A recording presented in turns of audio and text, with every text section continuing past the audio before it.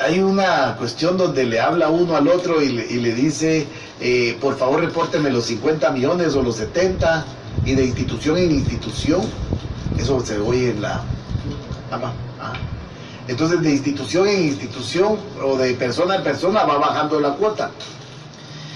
Yo les voy a decir que Gustavo Bonilla murió de manera inducida, premeditada. Él no murió por un infarto, él murió por un envenenamiento o por una reacción a algún químico que el MP y la INASIF deben de realizar una autopsia, necropsia, como le quieran llamar, una prueba de sangre, a ver qué provocó ese infarto.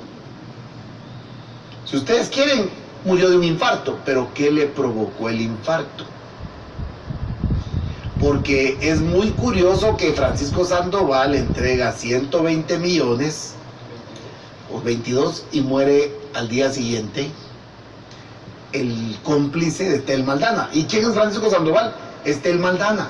Ahora, para cualquiera diría, pero ¿por qué habla así si es demasiado dinero? Porque dinero hay más. Las caletas de Iván Velázquez y de Tel Maldana, ustedes no saben a cuánto ascienden. Superan los 1.000 millones de quetzales. Ellos tienen mucho dinero. Si aquí fue una cuestión, pero estos vinieron a extorsionar y todo. Ustedes no tienen idea de quién era Iván Velázquez. Allá lo premiaron en Colombia, que le premien hasta a su madre si quieren. Es un delincuente. Allá en Colombia, porque en Colombia también saben que también están intervenidos y también son delincuentes. Allá también están intervenidos. Y lo nombran héroe nacional, no sé qué, le dieron un perdón. Repito, y yo no quisiera que nos descuidemos que la muerte de Gustavo Bonilla, ex decano, ex magistrado de la Corte Suprema y vinculado a las plazas fantasmas con Tel Maldana, para los que no saben o se les olvidó, él le dio plaza a Tel Maldana en la universidad por varios miles y él tenía plaza en el MP por varios miles. Entonces él decía que les daba cursos allá y ella decía que les daba cursos, pero no hay ni una prueba que demuestre que sí, que llegaban. No hay ni siquiera testimonios, o sea, no hay nada. Entonces, y libre de otros favores que se hacían unos con el tráfico de influencias. Sí, bueno, sobre todo este tema, se supone que el periodismo verdadero no es elucubrar. Uno no puede andar realmente diciendo tal o cual situación si no tiene una prueba de que realmente esto así es. Y en este caso pues es tan difícil porque son hechos que acaban de suceder y no por lo menos en lo personal no tengo los elementos suficientes como para llegar a una conclusión. Yo te voy a dar los elementos, pero 122 millones presentados por Francisco Sandoval y al día siguiente muere Gustavo. Eso es un elemento demasiado fuerte. Periodistas son lecturas más o menos basadas en nuestra experiencia y en hechos y todo de cómo es que suceden lo que está pasando. Pero a nivel mundial,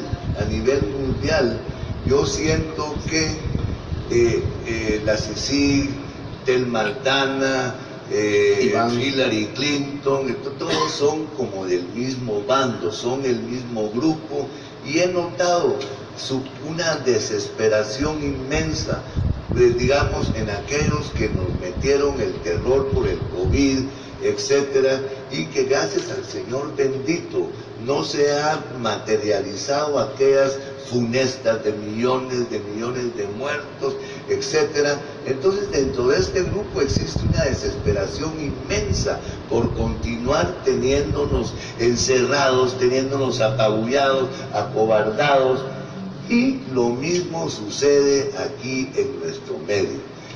Todo este grupo, Tel Maldana, esta mujer cada día le salen nuevas colas. Francisco Sandoval, 9 procesos en el Ministerio Público, ya esto se está acumulando de tal manera que ha llegado a un extremo en la Corte de Constitucionalidad, en la cual la magistrada Gloria Porras ya ha tomado de una vez una serie de medidas descabelladas totalmente. Por eso anoche sugerí en redes sociales que Neftalí Aldana de inmediato se acogiese a la ley de protección de testigos. Es obvio que esta mujer o Neftalí Aldana vuelve a firmarle lo que ella quiere, como ella hacía con Juanerques, porque estos literalmente fueron sus esclavos dentro de esto, y aparte tienen una serie de conocimientos que van a llevar a esta mujer a 30, 40 años de cárcel, así como el de la FESI. Como tú dices, Otto, si estos tipos han hecho casos falsos, han hecho una serie... Sí, mira pues, mencionaste algo interesante. Esta semana murió en la CC de un infarto también, y a la cual no le permitieron asistencia médica, una persona muy similar en el puesto de aquel funcionario del Ministerio de Cultura que fue asesinado en el elevador. Fue accidentalmente, no accidentalmente, fue ejecutado al empujarlo al vacío del elevador del Palacio Nacional.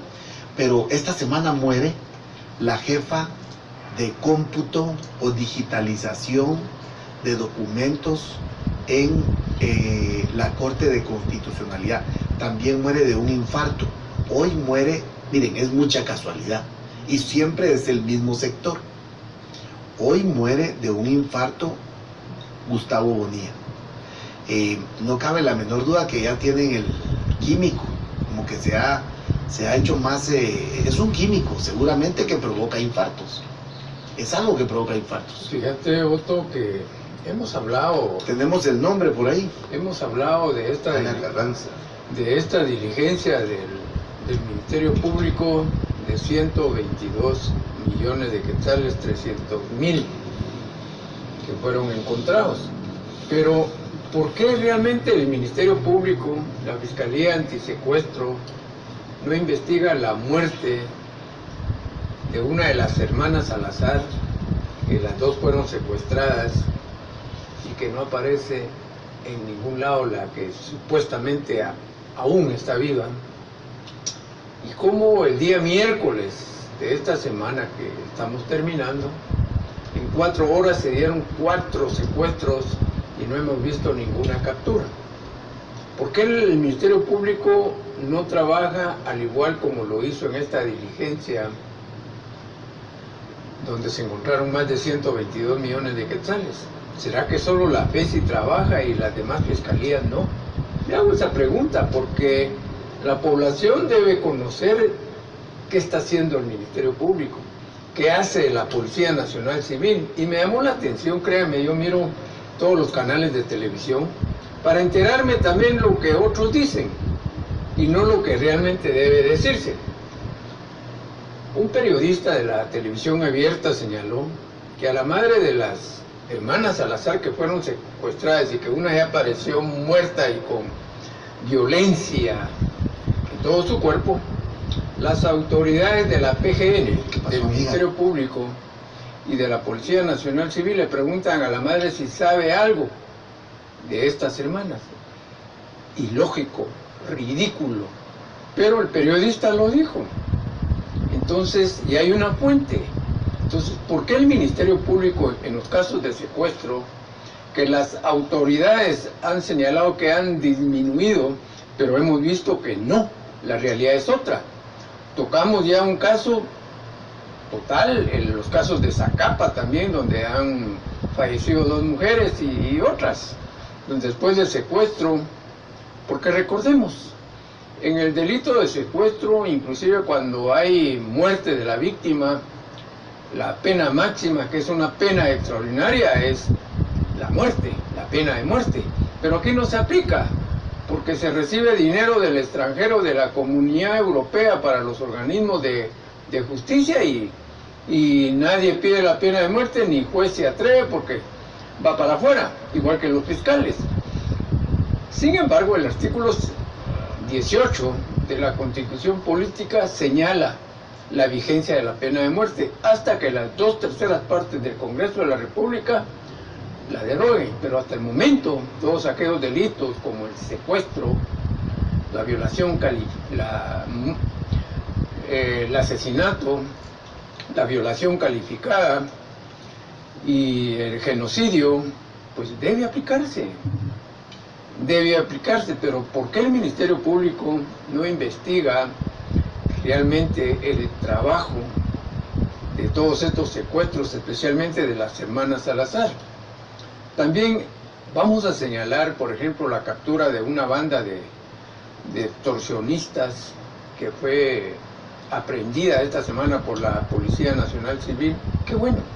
Yo creo que es importante también señalar lo bueno que se da por las autoridades de nuestro país, pero que se diga que hayan disminuido los secuestros, que me perdone el señor presidente, pero ya estoy citando un caso, el de las hermanas Salazar, que no hay ningún responsable y hay una de ellas fallecida. Entonces, ¿a dónde vamos a ir a parar? Estamos diciendo lo que sucede en Guatemala y lo decimos de frente, porque el asesinato, recordemos que está regulado en el artículo 132 del Código Penal y como tal también tiene la pena de muerte, pero no se aplica. Entonces, ¿a dónde vamos a ir a parar? Ahora, como me dijo también un taxista, voy a finalizar, Otto, en cuanto a que los pilotos que no están trabajando del transporte público tienen que pagar la extorsión de 24 meses que no han pagado.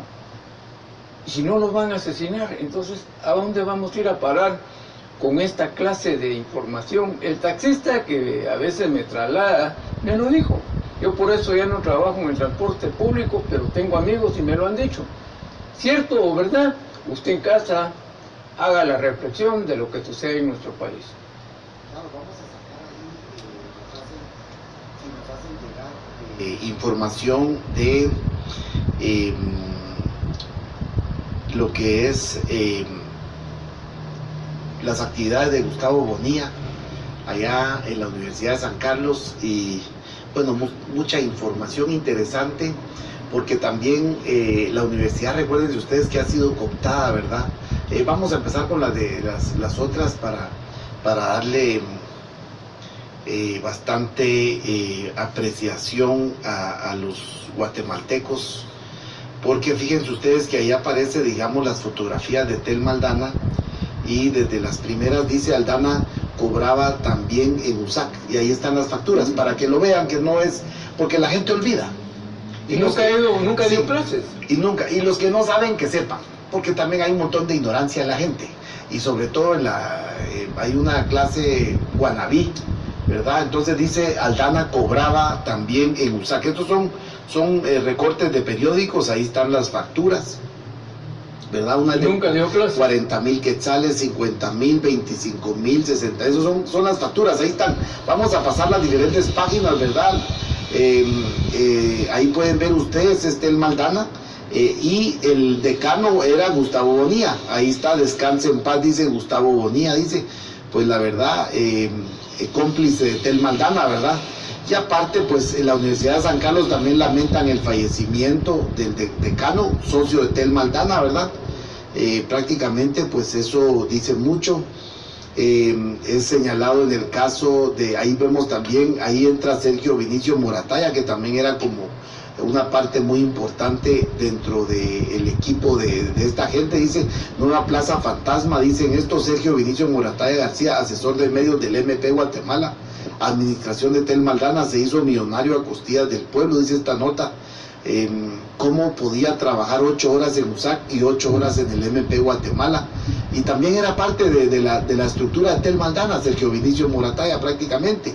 Y los canales en esos canales también se hicieron unos cursos de periodismo que eran bastante financiados por la universidad, pero realmente eran técnicos que les preparaban incluso a los canales de Ángel, ¿verdad? Entonces dice el diplomado de periodismo con Agexport también, ¿verdad? Y ahí vemos en otra fotografía sale Isabel dice, bueno, ahí salen los otros con Sergio Vinicio Morataya para que veamos la estructura donde llega, y ahí está nuevamente el procurador, dice, en ciencias, con los de Escuela de Ciencias de la Comunicación. Vean que hay un entramado que se mete en la Escuela de Ciencias de la Comunicación, van cooptando a la gente, la van induciendo hacia una, digamos, van eligiendo o seleccionando gente con una ideología determinada, y ahí pues ven ustedes cómo participan en la marcha de la vulva, ¿verdad? Porque es patrocinada también por Ciencias de la Comunicación. De la Santa Vulva. ¿Verdad? Y entonces ahí ven ustedes el diplomado en televisión y medios digitales, dice. También se encuentra pues siempre este señor que era parte del equipo de Gustavo Bonilla. A solicitud del director del Consejo Directivo se ratifique contratación del doctor, bueno, y ahí vemos siempre pues el tráfico de influencias, pero sacamos esto porque Telma Aldana está vinculada a todo este grupo. Y Gustavo Bonilla era prácticamente quien dirigía las operaciones en la USAC, ¿verdad? Porque la cuota de poder siempre la tuvo. O sea, nunca, a pesar que ya no siguió como decano, pero tenía esa cuota de poder. Y es que la Universidad de San Carlos también prácticamente fue cooptada por estas estructuras. Entonces, todo eso ha generado una, podemos decir, cooptación de la justicia en el país, por los votos hacia ciertos magistrados, por candidatos a fiscales generales. Al final, Telma Aldana fue un periodo, si pudo ser interesante, también tuvo mucho de corrupción y de tráfico de influencias. O sea, a su familia en la corte. Exactamente, incluso se le vinculó, recuerden ustedes que Telma Aldana, el esposo, estaba vinculado a una estructura de narcos de México. Recuérdense que se le encontraron cheques y todo al esposo, sí, depósitos. Y todo eso ha sido silenciado por los medios de comunicación.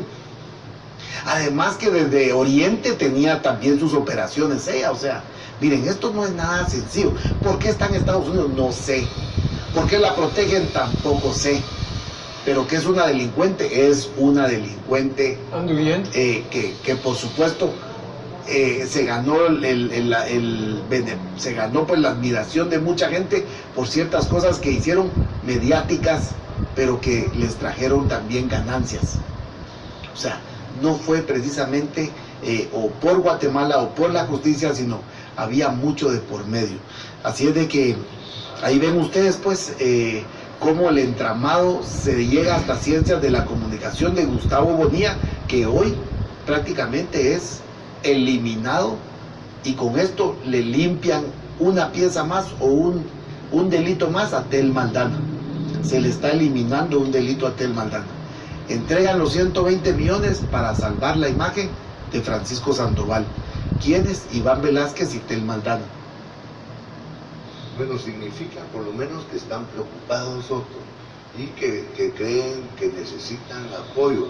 Es notorio cómo Helen Mack ha llegado a apoyar a Jordán Rodas de una manera, y como bien sabemos, Helen Mack es directiva de la directriz de la Fundación Soros, ¿verdad? Claro, incluso, pero ella, fíjense ustedes que previo a todo esto, ella se baja el perfil.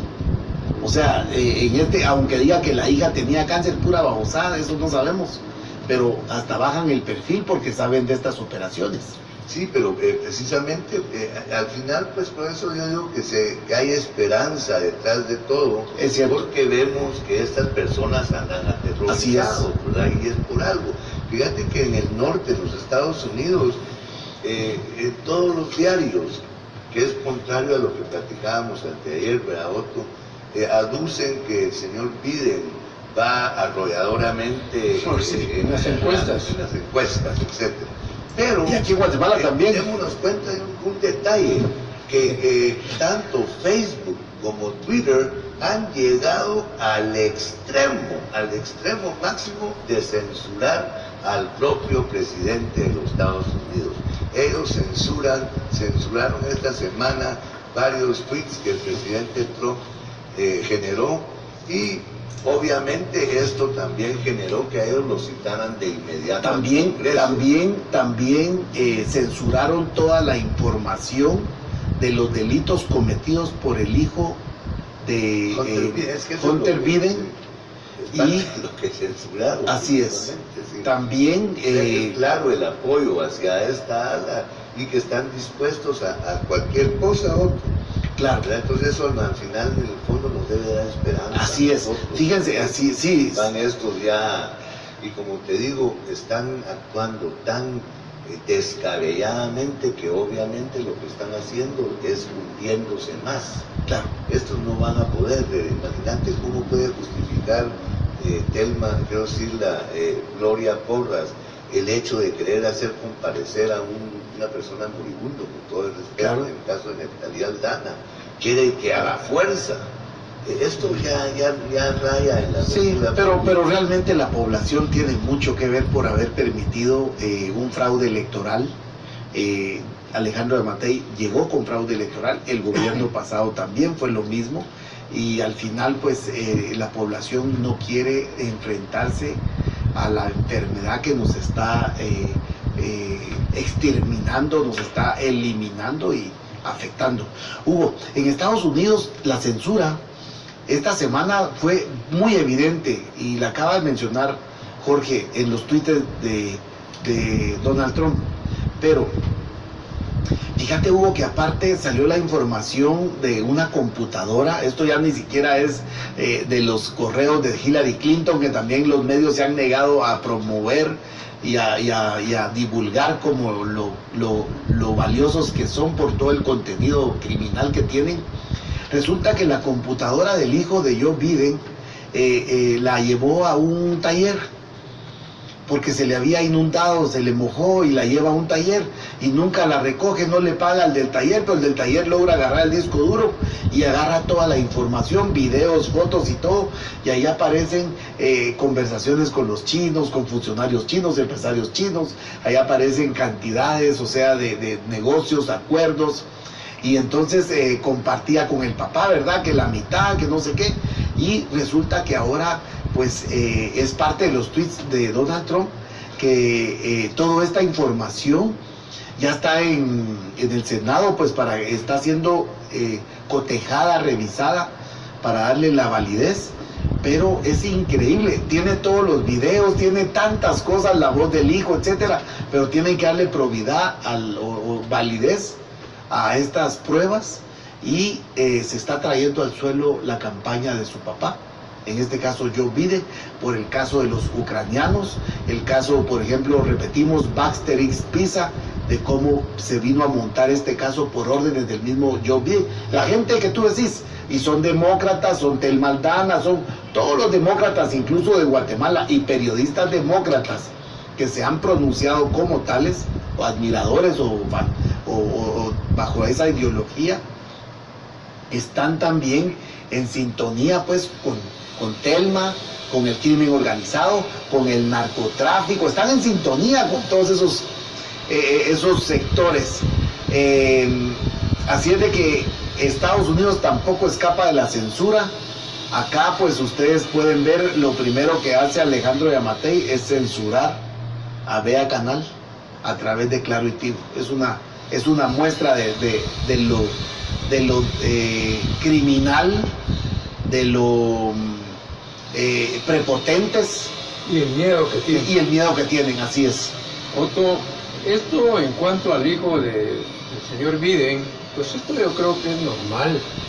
Todos los funcionarios que estén involucrados dentro de cualquier estado del mundo siempre tienen una información reservada que no llega a luz pública por razones muy obvias.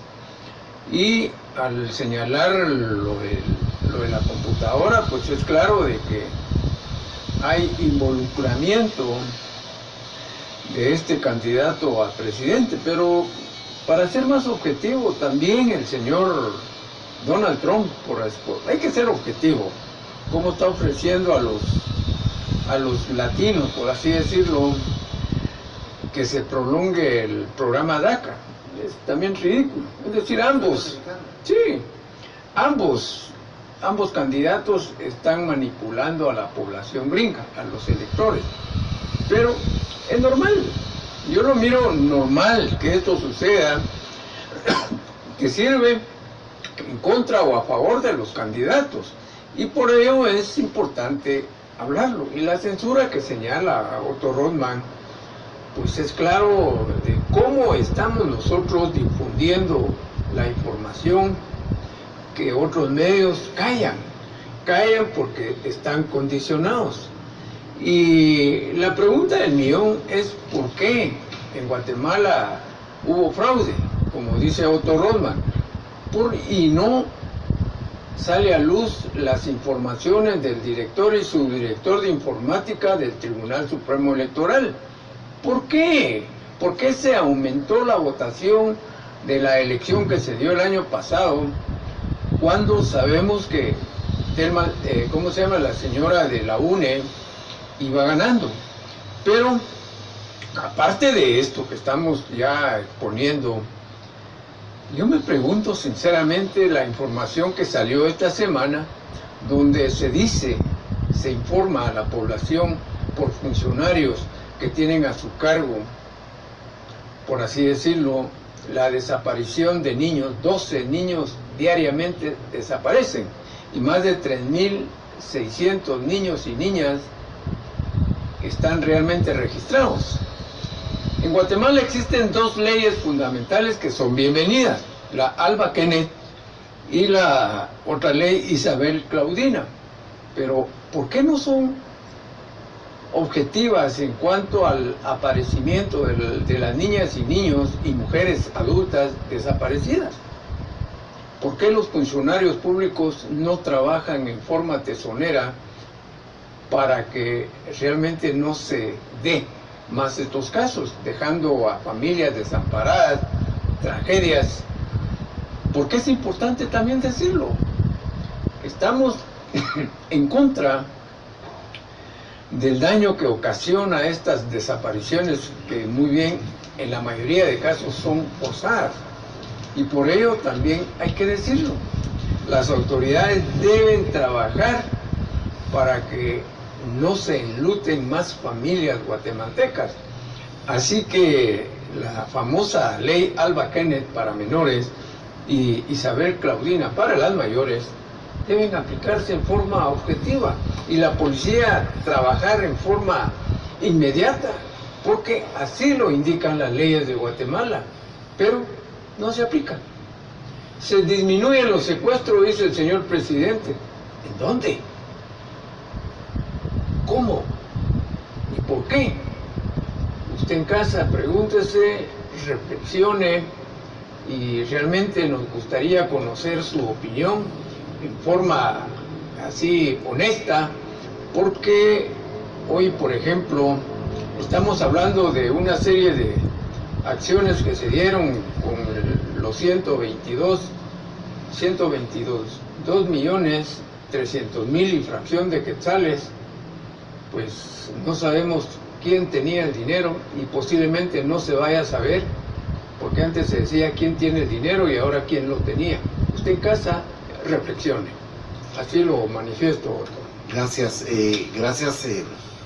Fíjate que nos hacen llegar ahí una información también de nuevamente, siempre regresando al tema de Tel Maldana, de la estructura esta. No podemos dejar eso porque 120 millones de quetzales, la muerte de Bonilla hoy en la mañana, la muerte de la otra. Pero alguien me escribe y dice, alguien que conoce un poquito el tema, dice Sergio Vinicio Morataya García, era exdirector de la Escuela de Ciencias de la Comunicación y asesor de Telma Esperanza Aldana, y daba clases los miércoles, dice. Redes sociales era asesor. Claro, entonces era de redes sociales de asesor, o sea, él manipulaba a los estudiantes, seguramente era un call center realmente.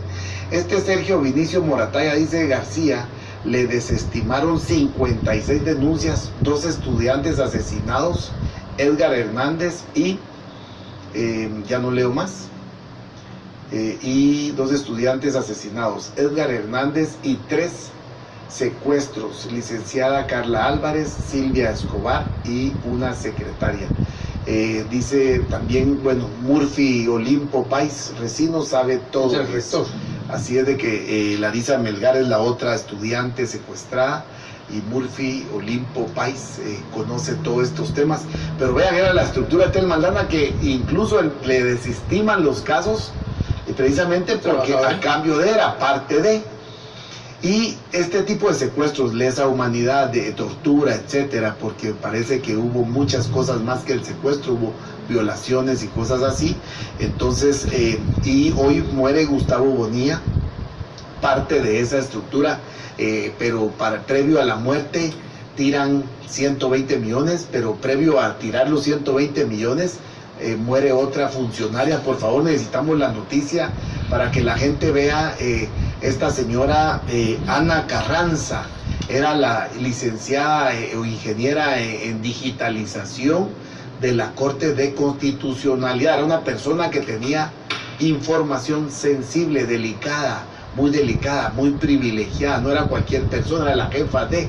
Entonces ella muere. Dice esto: autoridades investigan las circunstancias en las que perdió la vida la arquitecta Ana Carranza, quien sufrió un infarto mientras laboraba en la CC. Ella muere dentro de la CC, dentro de las oficinas. ¿Qué es lo que pasó? Que no dejaron, o sea, no dejan que entre los bomberos o los paramédicos a prestarle auxilio.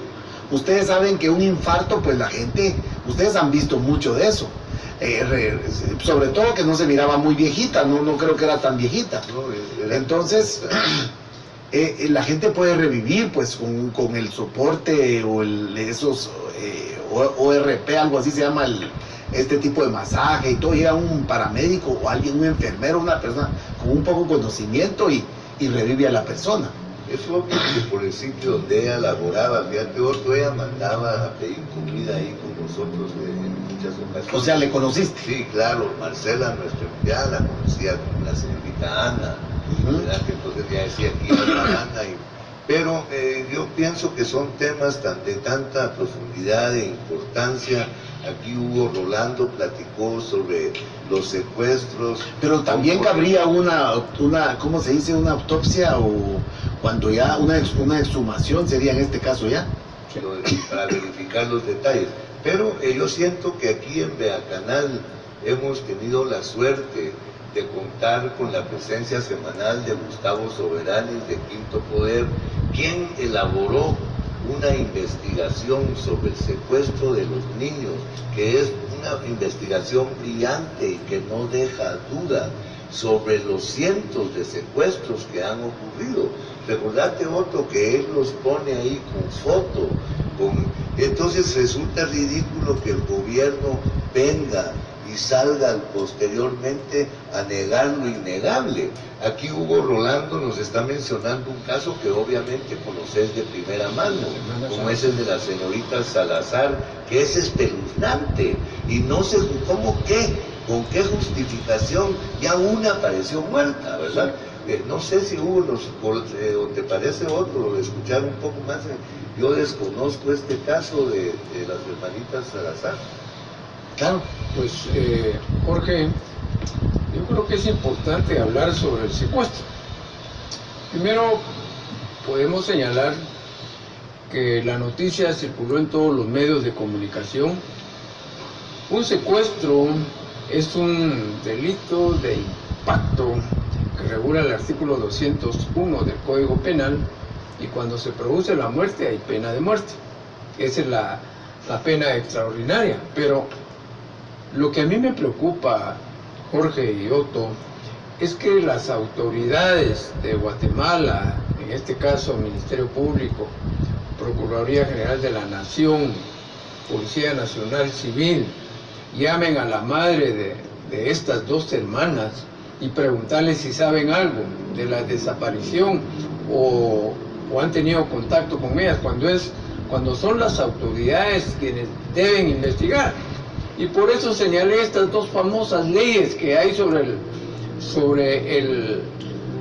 las diligencias para agilizar que aparezcan estas personas, buscarlas en los diferentes hospitales, presidios, fronteras, lugares donde ellos habitan, como es Alba Kenneth y Isabel Claudina. Pero ¿por qué realmente estas hermanas Salazar, que aparentemente la están vinculando con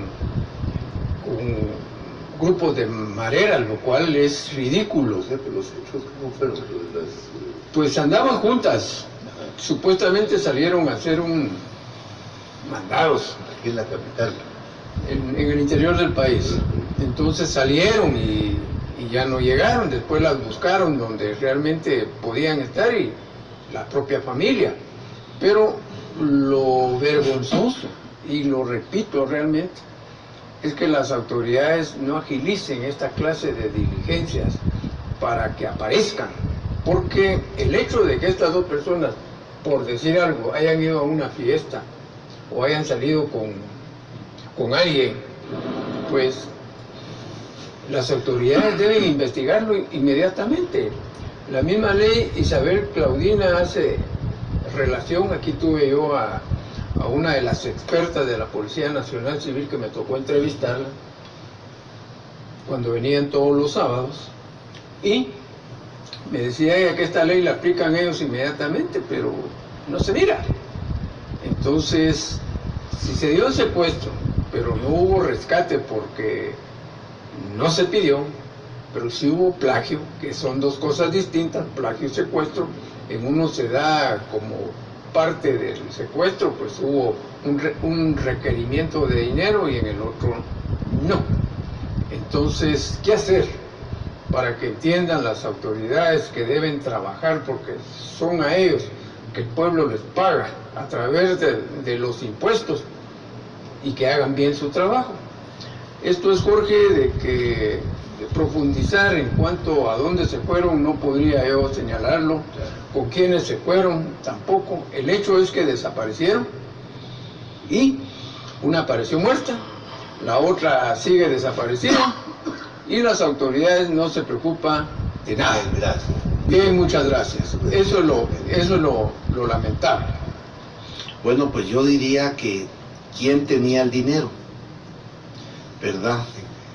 Entonces, ¿quién lo tiene todavía? Olvídate. ¿Quién tenía el dinero? 122 millones. Ahí mandamos, ahí dice, apareció ahora justamente, bueno, no, ese ya no.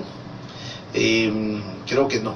Vamos a ver, fíjense ustedes que regresando a ese tema del tráfico de influencias, de la muerte de la señora Ana Carranza, de la CC.